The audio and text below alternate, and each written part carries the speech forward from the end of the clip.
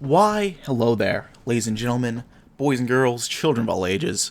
My name is Mr. Dogboat333 and welcome back to Hearts of Iron 4, the new order as Yunnan. Now, last time we were here together, we finished up the fighting the insurgencies, or doing the best we can, and we're going to start looking towards integrating the Guizhou province now, I believe. It's going to be very, very exciting, methinks. Well, I had a guide I was looking at. I'm gonna look over and confirm and or deny.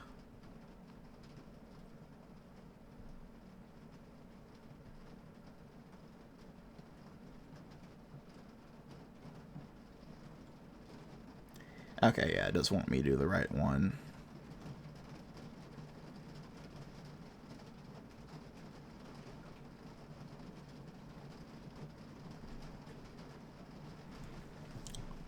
Anyhow, let's get working on the two brothers. Like brothers, Yunnan and Guizhou have stood together against anarchy, against succession, and like brothers, they have come to love each other and cooperate in everything. One army, one China, one spirit. Why not one ruler as well? Communication of our two states is only natural, and as Liu Han puts his sights on this worthy goal, there is no one who can stop him. Life is good. A simple, bland sentence that begs further clarifying, doubly so if one would look at the situation in the province. They would only find a meager land riddled with diseases, crime, and backbreaking work. The meager earnings that the common peasantry could even manage split between extortion, tolls, and the bare necessities to even feed and survive to the next day. For each dawn of a sun was just another gamble if they wouldn't be caught in the crossfire of bandits, the police force, or a simple work accident in farms or mines. Of course, whoever would reply to that statement to Liu Han would, with nothing more than acknowledgement or praise, would find themselves simply dragged off as an insurgent, as the savior of Yunnan would simply go about his day, drawing the fruits of his fiefdom. For Liu Han, the only option that mattered in this land is his own. Nobody's else. And so life is good. The insurgents are getting weaker by the day, and whatever nays say otherwise is simply partisan propaganda. The clique and his faithful army have lost control of the land to each tree that dots the landscape, and the children and workers of the land can wake up every day at dawn with hope in their hearts. For they couldn't be granted a better purpose and quantity of life than what they have right now. Life is good in Yunnan, for every single person, for him even more so. And so, with that mantra in his head, a cigar in his mouth, he wrote another letter to the Yingqiang to reiterate the positives of joint collaboration and unification of their territories could bring. For the people, and especially for them. It is dumping rain right now. Holy crap. I don't know if you all can hear that. Probably not. Maybe not.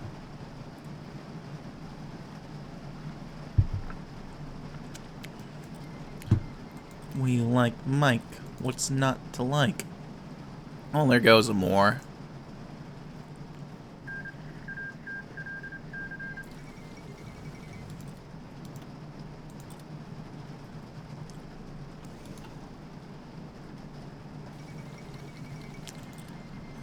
UDP has gone ahead and won. We'll see what ends up happening.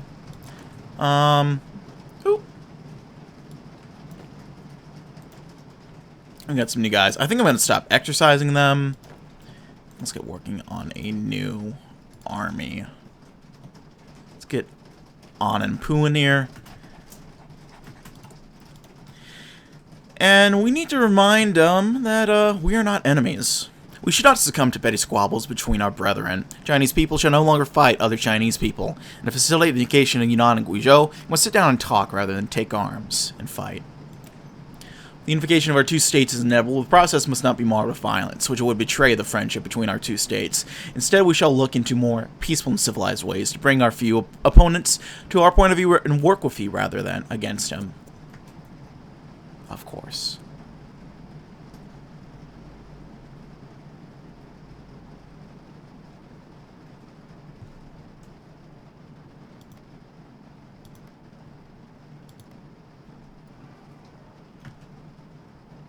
Is that fucking Antarctica? It's fucking Antarctica right now.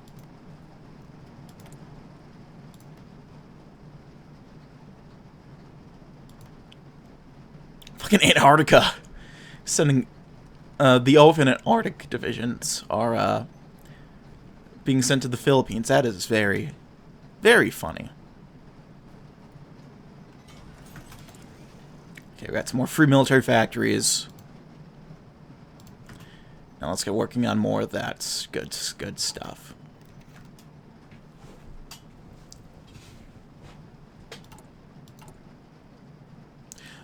Are you fucking kidding me? Really? This is fucking stupid.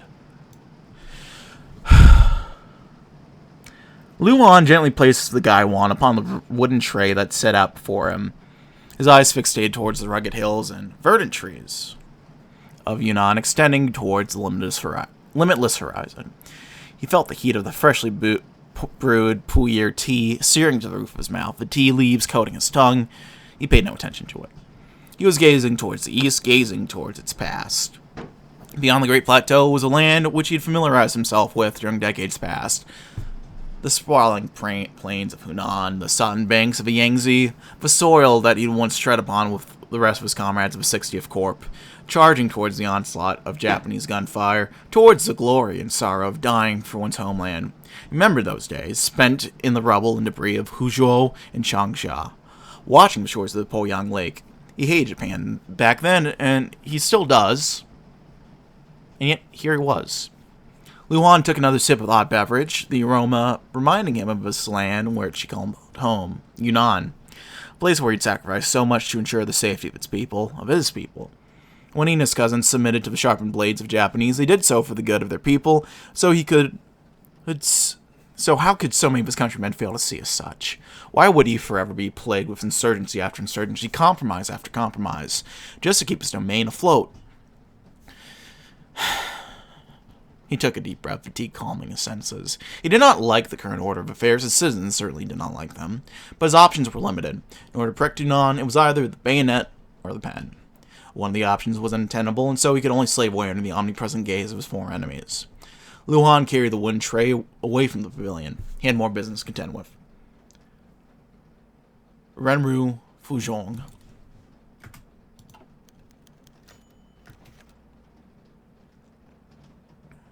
This thing keeps taking too fucking long to build.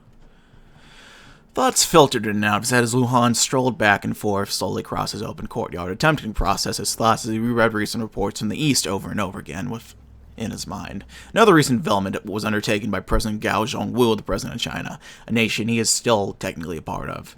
Ever since his ascension, Luhan has always had mixed opinions about President Gao, a man who held so much promise and opportunity for China and its populace, championing a term which had been referenced and spoken of uncountable times within the borders of his homeland. Modernization, a concept that has been in the center of Chinese administration since the waning days of the forlorn Qing dynasty. Notion demanded by the students of May 4th, a dream proclaimed loudly by Dr. Sun Yat-sen.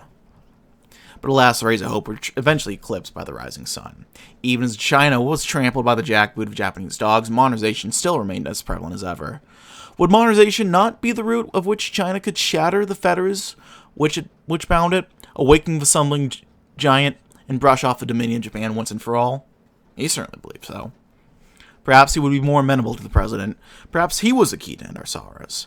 Sure, his people might have to endure through periods of hardship, but as not anything unfamiliar or new, the long-term benefits would outweigh any price.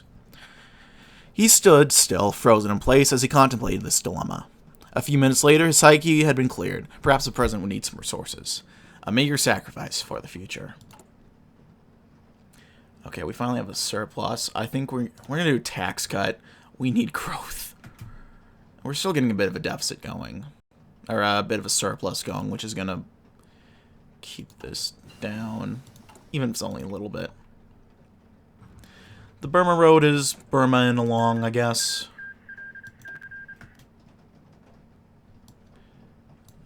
Brilliant statement on my part, I know. Let's do some infantry weapon improvements. We are not enemies.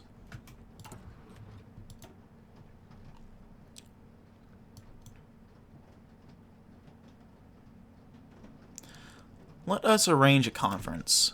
Talking may be a boring and lengthy process, but no one can doubt that it is at least cheaper than war. Arranging a date and location for the discussion of the future of the Southwest provinces is, of course, only the first step, but no doubt will take time to arrange a venue deserving of this momentous occasion.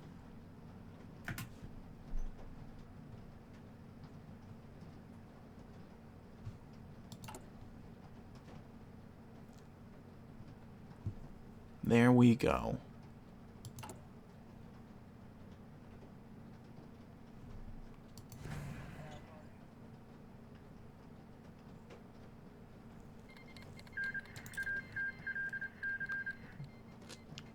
Oh. That wasn't supposed to happen.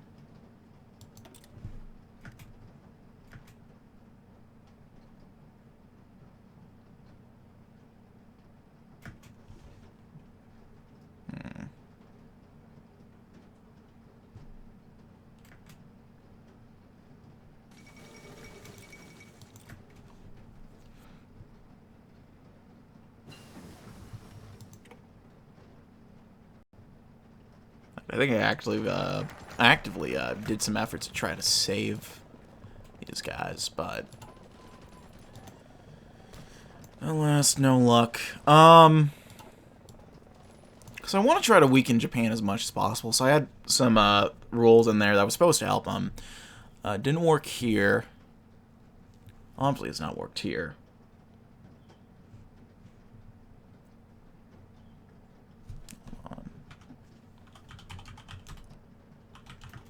If you guys are gonna worry about or bitch about this in the comments, just look away real quick.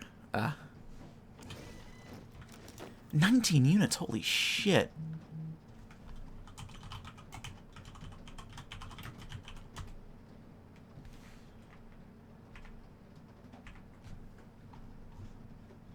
What's our tag? Yun.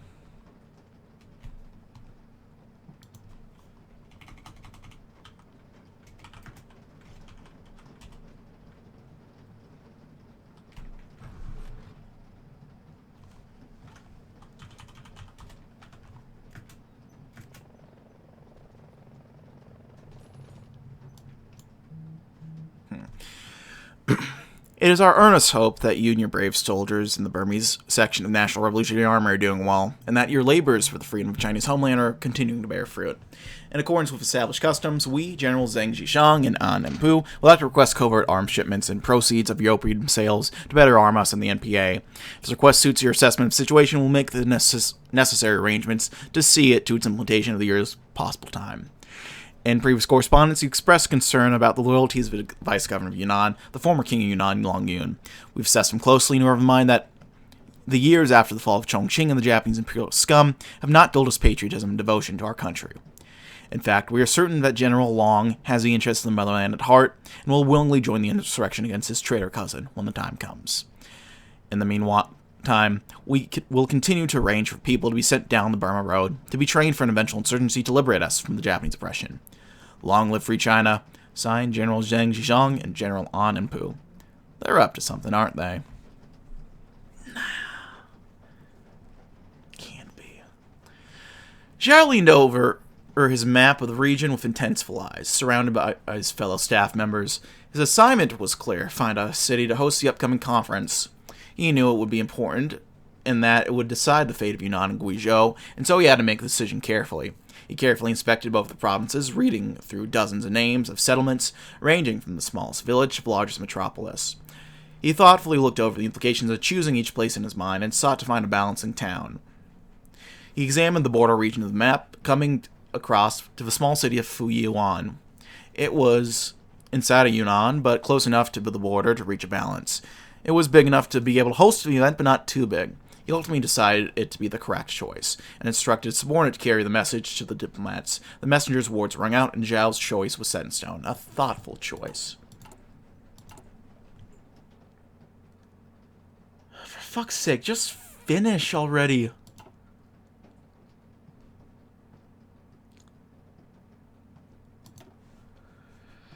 Let's start on work on making friends, or winning friends, rather. Yunnan has many friends, and he knows just how to keep them. Money! It seems that, in his recent relaxation, He Yingping has been forgetful of his old friends, a mistake that Liu promises will not be repeated under his supervision. Meeting with industrialists, politicians, landlords, and even an artist has consumed Liu Han's time. It would not do to be impersonal at this time.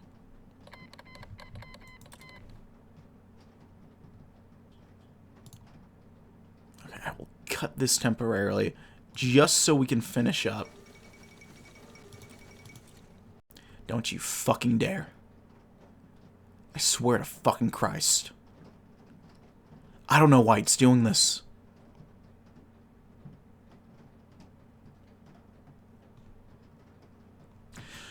Okay.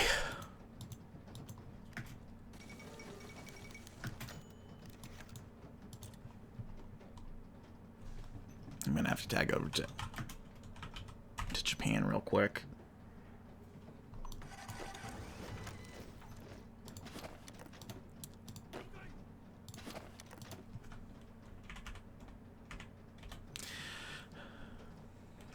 Yi Jiangying, leader of what remained of the Communist Party of China, trekked up the mountains of northern Vietnam, a path he had traveled several times before. He had a man to speak to. To be exact, he was seeking the leader of the Viet Minh, Ho Chi Minh, an old friend of his. Embracing briefly, the two men shared a drink and a meal, then fell to talking. After asking about each other's families and trading stories about things that they had taken place in the time since they had last seen each other, they fell to reminiscing. They looked back to the warm, happier past, a past in which Mao Zedong was still alive, a past in which China was still free and able to fight against the Japanese imperial menace. Then their minds wandered to the present. Ho asked Yi about how the CCP's return to Yunnan was faring. Yi nodded satisfied. While Liu Han and Jia Wei's traders had successfully pushed the CPC out of Yunnan and Guangxi, they had recently succeeded in resuming infiltration warfare in the southwest. Thanks to certain Vietnamese friends of ours, among others, he said, smirking at Ho, who matched his grin with one of his own. He continued, just like your Viet Minh, our Communist Party has certainly not forgotten how to fight the Japanese imperialists and their running dogs. We will not rest until China is free. Excellent.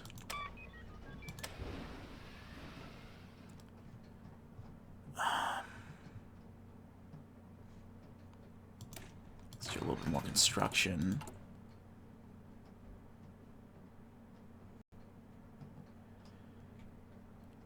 And now we have negative GDP growth again. I don't understand why.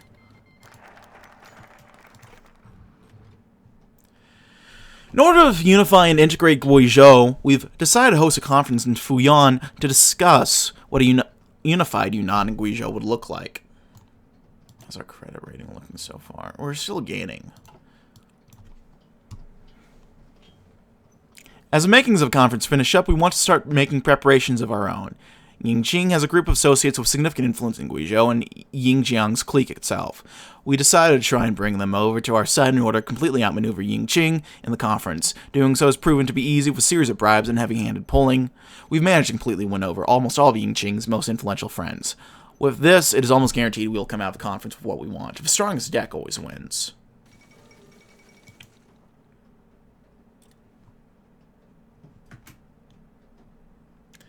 There we go. Let's open the debate. With all preparations made, we can begin the negotiation for the unification of the Southwest.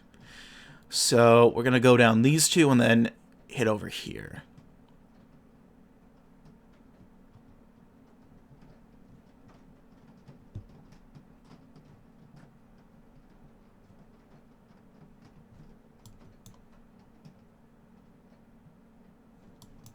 Let's open the debate. A city has been chosen, invitations sent out. Delegations carefully chosen for their enthusiasm for the unification shall, of course, form the body. And despite He's lone resistance, the debate shall soon be started with or without him, and the few friends he has left. It's been made clear that it would be better to have his voice be present in negotiations rather than not be present at all. I think that's probably for the best. Today, representatives and delegates from Yunnan and Guizhou alike arrived in the small city of Fuyuan to discuss a unified Yunnan and Guizhou. The conference opened with a series of handshakes and friendly statements. These were, of course, just opening pleasantries, and soon enough seats were taken, papers were shuffled. The conference has begun. And so it begins.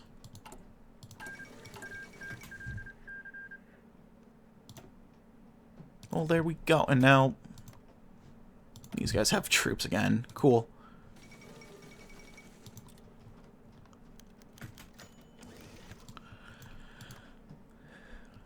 Suddenly, the AFRSF are returned. I don't even know if that's the fucking line.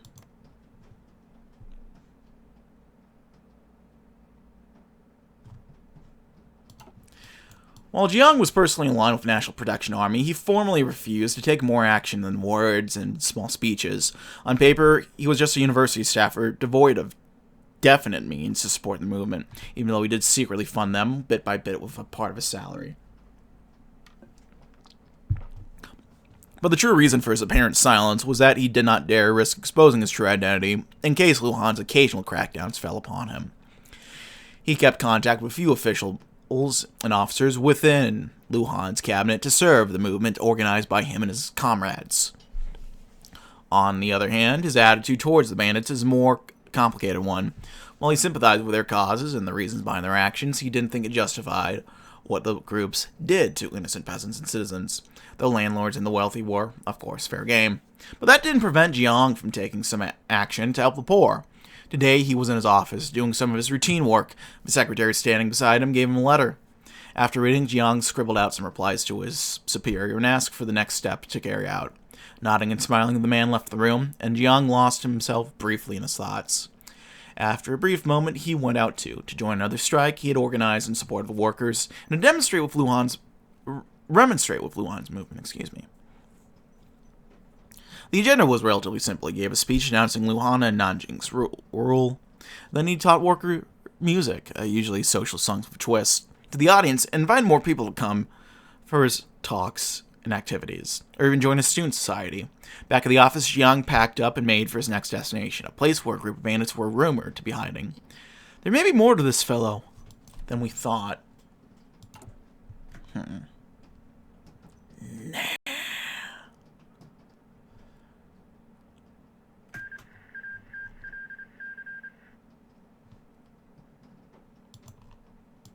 There goes some more.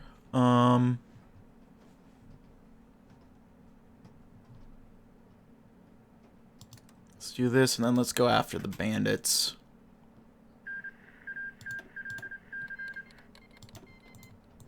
On the effects of military austerities.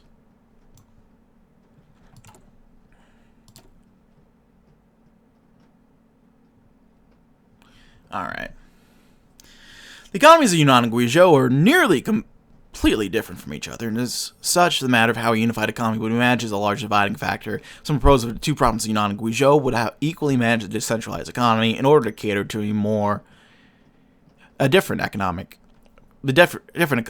economics each region has. I can't speak right now.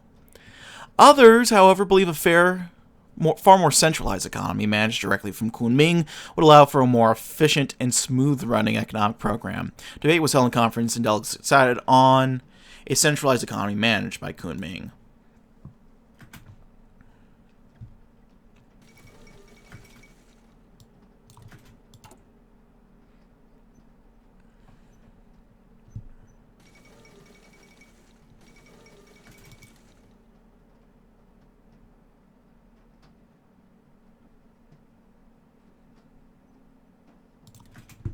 Interesting. What does... Socialist, interesting. Let's do the United Economy. No split may divide the Southwest. No artificial barriers may stop unification. While keeping the economies unintegrated may let a few fat cats keep their riches. It will also permanently divide the new province. What's the point of going to all this trouble if nothing of substance changes? Not to mention, the unification's gotten up the hopes of many of our own Yi entrepreneurs who would be very disappointed should the unification only be in name. That's very true, isn't it?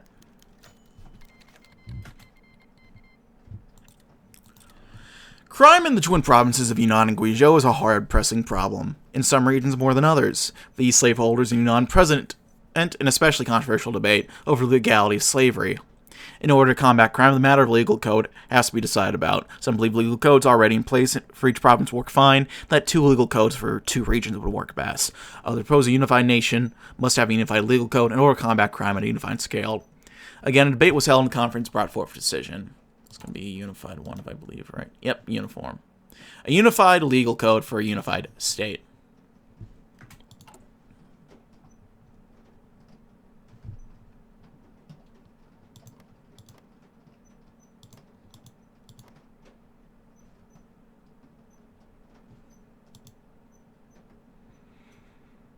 There we go.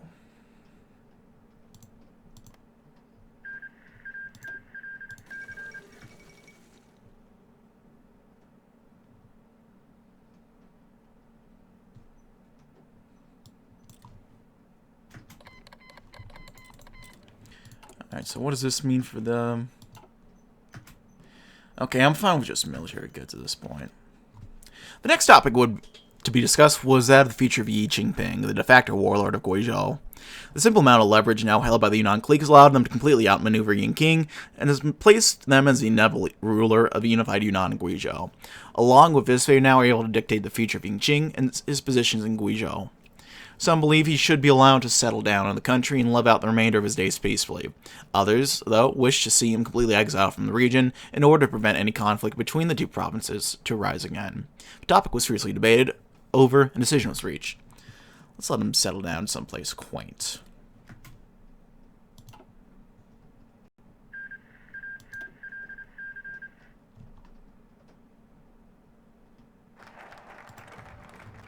Well, there we go.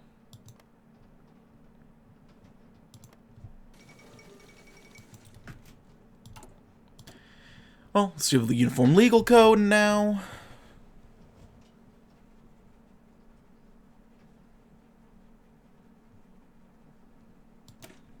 Break one law, just hop over the border and you're scot-free.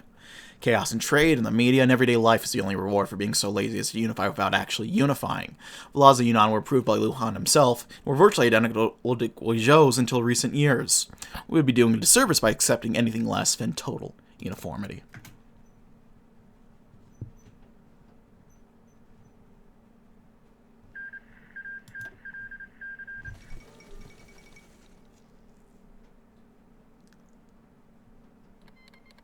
There's a new chapter for that republic.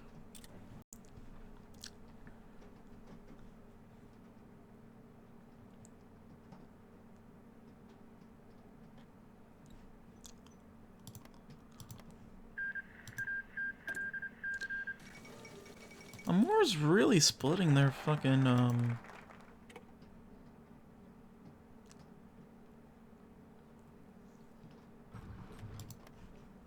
Sokka's in trouble. Irkutsk is kind of chilling right now, aren't they? Alright, let's do a place for he. He was and is a great general, a competent administrator, and he knows the province of Guizhou better than any man in China. While he agrees to step down as provincial governor, installing Yingqin, as governor or regional advisor would guarantee a swift and seemingly transition to power, as well as pay respect to He's service to the country and her people.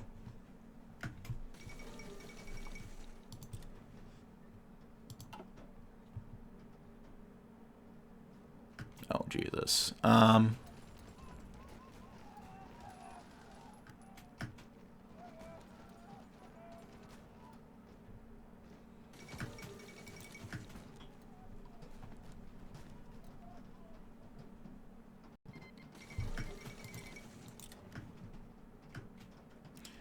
Oh, these Othin has sent their fucking guys too. That's a little...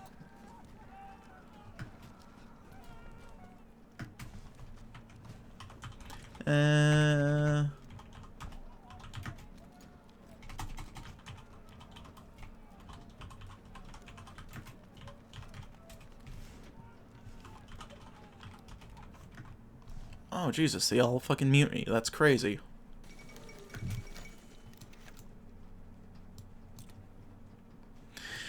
Thus, even today, the Chinese person remains in prison. It falls upon him to open his own eyes, seek out his own shackles, shatter them upon the monoliths of justice and equity, and thus attain liberation for himself and for his brethren. Liu Yiliang froze his hand, placed the fountain pen back onto the bottle, and grasped the paper closer to his bespectacled face as he inspected the still wet paragraph. The opening sentence would have to be more evocative. Maybe the only difference is that the shackles now have a way of concealing themselves somewhere. More crucially, however, the Chinese in chains rhetoric was simply too overused at this point. Liu let out an exhausted chuckle. Perfection in the trade of journalism was indeed a myth, not an attainable possibility. His pals in the Minmeng might critique this to shreds for sure, but it'd be more than welcome. He needed every pair of literate eyes on his newest op-ed, as they always did, to see to it that would set out to do exactly what it was supposed to. To reach out to whoever there that could read and was still reading, but sound the bugle in their hearts. To knock it into them that Tokyo and Nanjing were co-conspirators in tyranny, that all their promises and ramblings about Pan-Asian fraternity are but one big, cruel joke. Stifling yet another yawn, he turned towards his left wrist, the tick-tock of his watch punctuating the silent Chongqing midnight. In 17 minutes, the Jianghe grocery store 2 blocks down the street would be open for business. In 24, the back door in the alleyway would swing open. All you had to do then was slip into the shadowy embrace, deposit the envelope, and let the pipeline work its magic. Then his ammunition, his latest contribution to China's underground free press, shall be delivered to the right hands. Shaking his fatigue away, the fighter hunched over his desk once more. Well, there we go. I'm going to leave things there in the meanwhile, but I thank you as always for watching, my friends. I hope you all enjoyed. Like to see if you liked, dislike if you didn't. Leave any comments or feedback down in the comment section below. I read all comments I get, and I do appreciate any feedback you might have for me. Hit the sub button, hit the notification bell, do all that fun stuff. Yeah, I'll leave it there for now. I'll see you all in the next video. Thanks for watching, and bye-bye.